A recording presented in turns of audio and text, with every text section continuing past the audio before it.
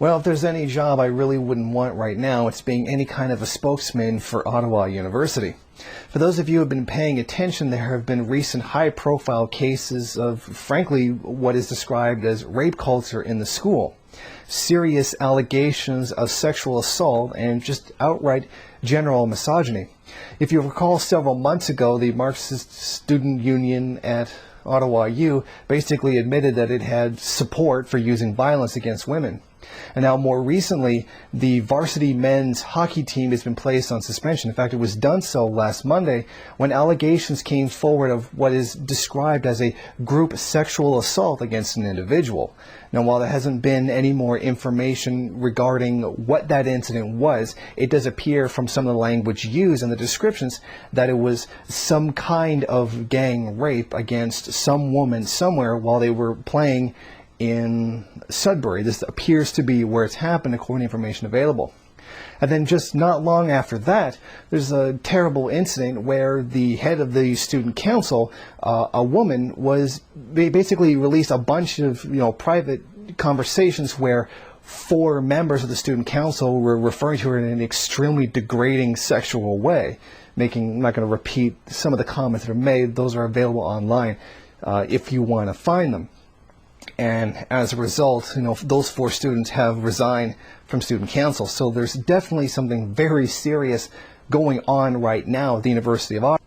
The president, Alan Rock, has now decided that he's going to create a task force on respect and equality, basically a body set up to investigate what's going on in the school right now and to look into these allegations and try to get a better sense of what's going on and why these incidences keep happening. It's of course a smart move, but the results of any such investigation should not be a surprise to anyone.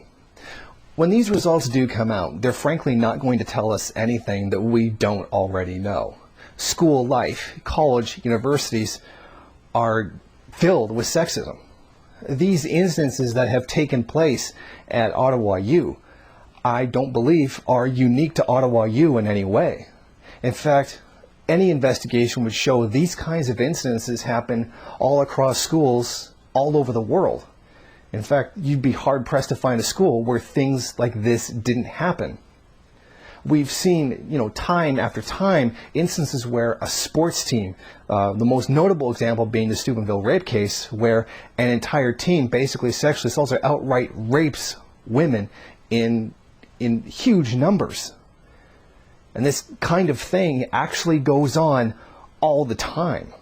I actually remember from a few years ago, there was this frat thing. I can't remember if it was Yale or Harvard. I think it was Yale. And they were going around chanting and having signs that said, no means yes, yes means anal. And the terrible image that actually puts out, I mean, it was a ridiculous symbol of misogyny in the country. And the really bad part was, it's Yale. A lot of these people are going to go up to have really powerful positions in society, not just in finance, business, but in government as well. And it was very symptomatic how the school didn't really seem to care that this was actually going on. This is another one of those examples of, rape culture that it's claimed doesn't actually exist. The thing that's important to keep in mind here is that these situations, these incidents, are not unique. These happen all the time. They're not some aberration that just happened outside of the regular student life that happens, and that these must be addressed with and dealt with. No, these are actually symbols of a larger systemic problem that exists all through academia, not something limited to one university.